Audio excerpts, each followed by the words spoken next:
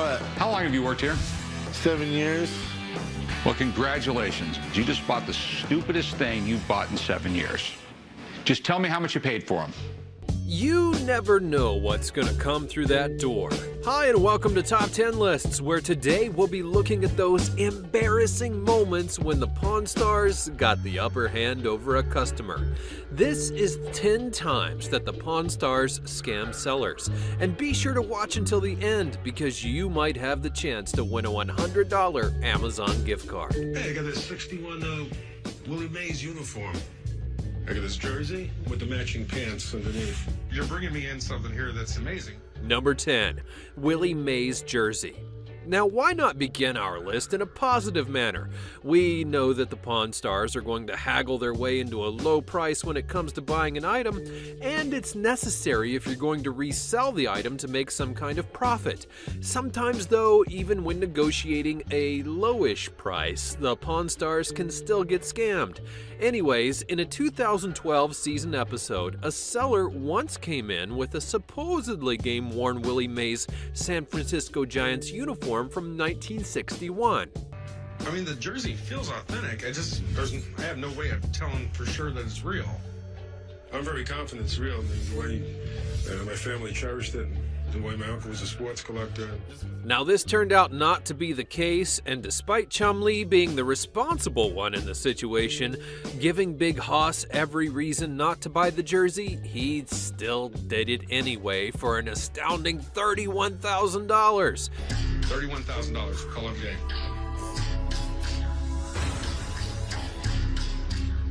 Sounds good. All right. So after that disaster, 2 years would go by as the shop would attempt to sell it off in-store at a ridiculous price of $80 grand. They were unsuccessful, of course, and would ultimately auction it off for $19,200, knowing that it was fake, as by now they'd likely done their due diligence on the uniform itself. So while the shop itself took a loss of over 11 grand, the buyer at the auction got it even worse, because it turns out the jersey wasn't even owned by Mays, let alone ever worn, and was really a simple salesman sample that was worth at best maybe $3,000. This left the poor sap to take a hit of his own at a potential loss of roughly 17 grand. I got something for you. Oh, sweet, a ninja sword.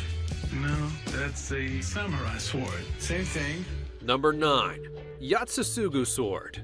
Crossing paths once again with a lawyer who sold the shop a Grammy that they could not sell by law, Corey Big Hoss Harrison knew that he had to be cautious. But it's obvious that he knew exactly what he was dealing with, at least by judging his backroom confession. Samurais were highly skilled Japanese warriors, and their main weapon was their sword. The master swordsmiths who made them really had to make them perfect, so it could take over 6 months to finish one. This time, bringing in a Yatsusugu samurai sword, which a client left as collateral, David, the seller, came into the shop unsure of what to expect. Corey knew the potential that the item had, however, which is why he had his starting bid at a rather low price of just $800. Probably my biggest concern is whether or not this can be restored in the States. That being said, my man, I'm seeing like $800. Eventually, the two came to an agreement on $1,500, which isn't totally awful since David didn't know what he was doing to begin with. I'll come down to 2,000. I've got 5 of them right there. $1,500, my man. We can only imagine David's face, though, if he found out that it was actually worth about $6,000 in its current state during the appraisal. And if he were to drop about $3,000 to get it restored, it could have gone for as much as 15 grand. A cannon. What can you tell me about this thing? Number 8, Hotchkiss Cannon. Carrying Rick out into the shop parking lot, a field artillery collector by the name of Chuck surprised him with an authentic, fully functional 19th century Hotchkiss cannon. And with such a big price tag and minimal knowledge of the item, Rick of course brought in a friend to appraise it. 1890 as indicated here. Okay. Do they make any reproductions of these things? No, ATF won't allow it. Okay. Unfortunately, however, Chuck's downfall was committing one of the worst mistakes that any novice negotiator could make, giving up his lowest price first before any of the haggling would commence. Worst of all is that Rick's expert gave the cannon the lowest possible price of 40 grand. Rick saw an opportunity and snatched it, at least under the condition that the cannon could still fire correctly.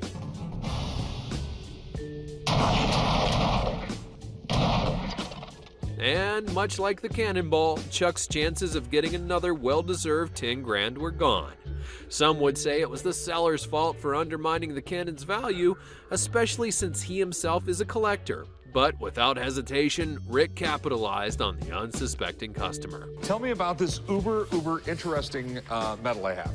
Number 7, the White Eagle Medallion.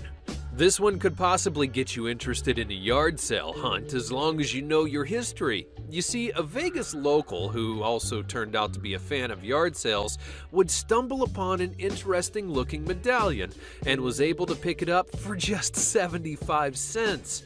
Not long after, however, the medallion would find its way into a local pawn shop where Rick Harrison would buy it for 6 grand. Not a bad investment if you ask me, but here's where things get kind of dirty. One of Rick's experts would come in to examine the piece and found that it dated as far back as the Tsarist occupation of Poland. So, to put it simple, the metal was old and it was rare. And okay, so the seller did make a nice profit on the exchange, but considering how Rick later sold the piece off for a measly price of $30,000, I would end up feeling a little bit cheated.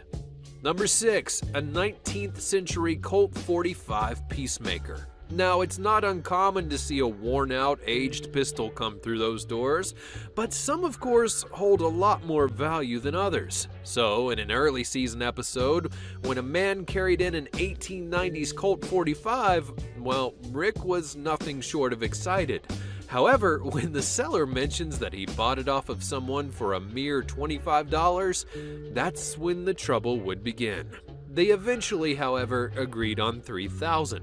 Then, once Rick did get the revolver appraised, his trusty expert actually valued the gun at about $5,000 in the current condition, slightly putting Rick into the black.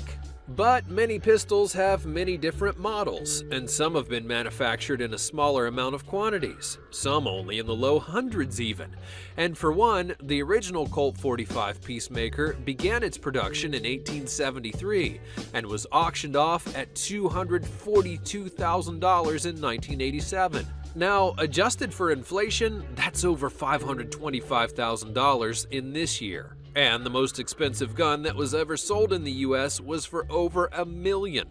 So it just goes to show there's big money to have one of these guns. As for the Colt 45s made during the same time period as this one, depending on its condition, it can sell for anywhere from $2,000 to $50,000.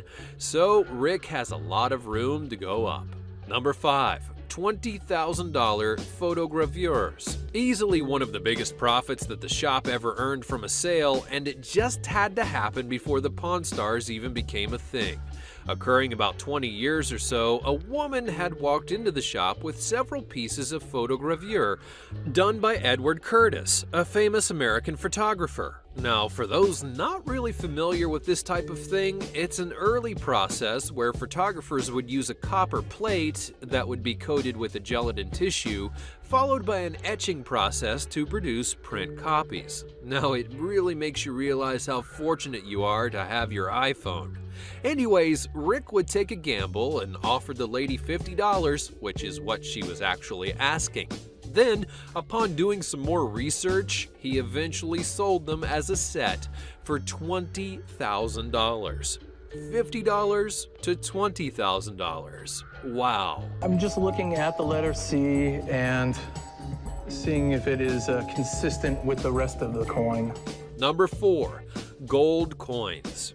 Jewelry, gold bars, chains, and coins are what make up for most of a pawn shop's business, and because it's more of a trade-off than an actual business, there are states which withhold laws to protect sellers and also buyers. These laws permit what can be bought, sold, or tampered with in the case of a pawn or a sale.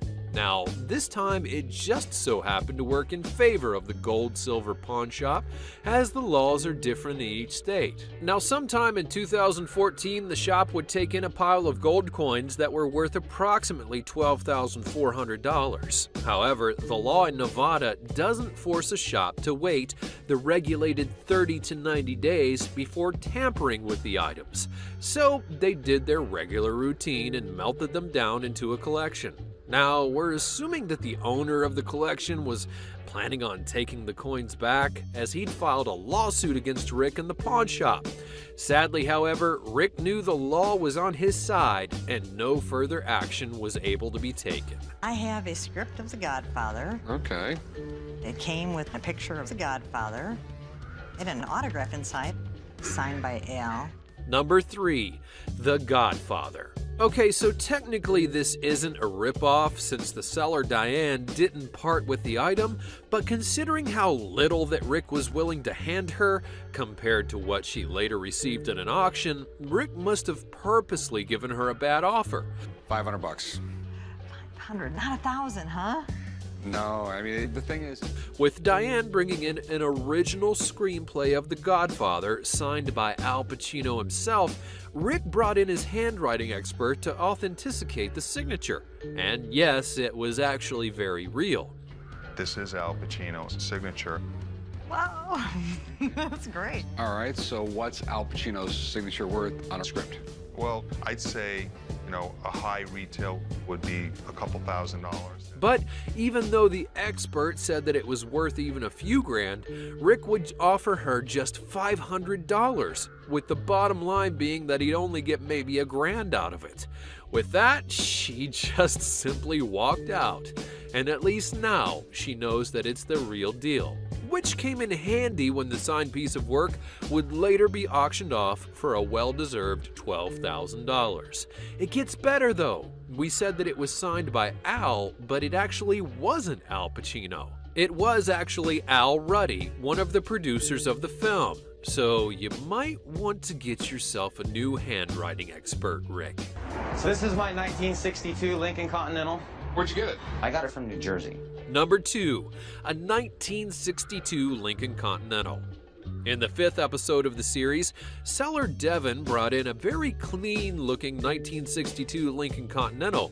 The engine had been worked on, the body was in great shape, but that interior needed some serious work if it was going to be sold. So assuming that Devin wanted 13 or 14 grand for the beauty, which is maybe how much he had put into partially restoring it, agreeing on $9,500 can feel like a loss, though it's better than nothing. Typically though, vintage cars are going to go up in value and not undersell for what they were worth brand new. $10,000 by the way. The interior would receive about 15 grand worth of work to bring it to showroom shape, so it's almost 25,000 already dropped on the piece. By the end though, they were left with a car valued at around 35 grand, and with the right buyer, it could reach up to even 70 grand, believe it or not. So even though the seller couldn't shove out an extra $15K, he didn't achieve its full value, which is unfortunate, and was left with an assumed $4,000 to $5,000 loss. It was printed in 1484, one of the oldest printed books. Just what we need, Rick, another old book. Number 1, a book of Isaac Newton's.